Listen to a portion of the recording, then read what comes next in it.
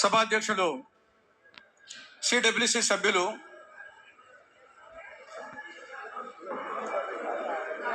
శ్రీ గిడుగు రుద్రరాజు గారు, సభా వేదిక ఆసీనులైన ఏపీసీసీ అధ్యక్షురాలు దివంగత నేత స్వర్గీయ రాజశేఖర రెడ్డి గారి ముద్దుల బిడ్డ శ్రీమతి వైఎస్ శర్మిలారెడ్డి గారు, సభా వేదిక ఆసీనులైన కాంగ్రెస్ పార్టీ, కమ్యూనిస్టు పార్టీ అత్యంత మహాత్ములకు, సభకు విచ్చేసిన కాంగ్రెస్ పార్టీ కుటుంబ సభ్యులకు, రాజశేఖర రెడ్డి గారి హితులకు, సన్నిహితులకు, అభిమానులకు, శ్రేయోభిలాసులకు, మీడియా మిత్రులకు అందరికీ వందనం, అభివందనం. మహాశైలరా, సృష్టి ఆది నుండి నేటి వరకు ఈ భూమి మీద, ఈ భూగోళం మీద కొన్ని వేల కోట్ల మంది పుట్టారు, గిట్టారు. కానీ వాళ్ళల్లో అతి కొద్ది మంది మాత్రమే ఈ భూమి మీద, ఈ భూగోళం మీద, ఈ సమాజం మీద తమ శాశ్వత ముద్ర అంటూ వేయగలిగారు. వారే చరితార్థులు, వారే చరిత్రకారులు. అటువంటి అతి కొద్ది మంది కోవకు చెందిన చరితార్థుడు, చరిత్రకారుడు, కారణ జన్ముడు, యుగ పురుషుడు స్వర్గీయ రాజశేఖర రెడ్డి గారు. ఆయన ఒక విలక్షణమైనటువంటి రాజకీయ నాయకుడు, ఒక స్వరద్రూపి. ఆ ఎదురుగా చూస్తూ ఉంటే నాకు అనార్కలి సినిమాలో ఒక పాట జ్ఞాపకం వస్తుంది. రాజశేఖర నీపై మోజు తీరలేదురా, రాజసాన ఏలరా అనే ఆ యొక్క పర్సనాలిటీ, ఒక స్వరద్రూపి, ఒక సమ్మోహన శక్తి. ఇది చాలా చాలా కొద్ది మందికి మాత్రమే ఉంటుంది. తర్వాత పంచకట్టు. డాక్టర్ సి నారాయణ రెడ్డి గారు చెప్పినట్లు పంచకట్టులోనూ ప్రపంచాన మునగాడు. కేవలం ఆంధ్రప్రదేశ్లో కాదు, భారతదేశంలోనే కాదు, ప్రపంచంలోనే పంచకట్టులోన ప్రపంచాన మునగాడు. పంచకట్టుకొని ఆయన వస్తూ ఉంటే ఒక సింహం పంచకట్టుకొని ముందుకు వచ్చినట్టు కనపడుతుంది.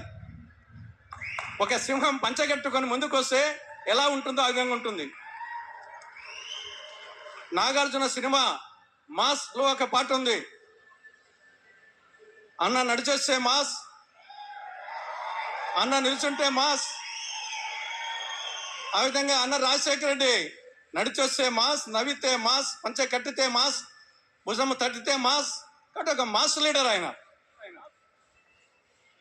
తెలుగు ధనానికి, గ్రామీణ వాతావరణానికి, రైతు ధనానికి ఆయన నిలువెత్తు నిదర్శనం. ఆయనలో ప్రత్యేక గుణాలు. ఆ చిరునవ్వు, నవ్వడం ఒక భోగం, నవ్వించడం ఒక యోగం, నవ్వకపోవడం ఒక రోగం.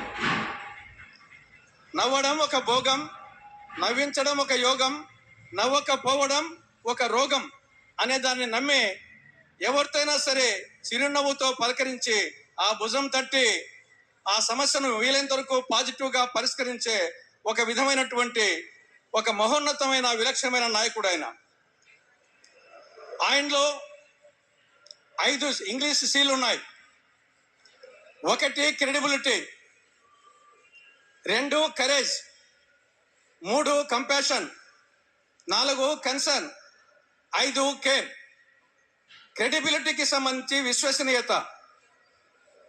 మాటకు ప్రాణము సత్యము, కోటకు ప్రాణంబు సుబటకోటి దరిత్రిన్, బోటికి ప్రాణము ప్రాణము, చీటికి ప్రాణంబురాలు సిద్ధము సుమతిని. 300 సంవత్సరాల క్రితం సుమత్సతకారుడు భజన. మాట మీద నిలబడాలా అనే దానికోసం ఆ పద్యం చెప్పాడు.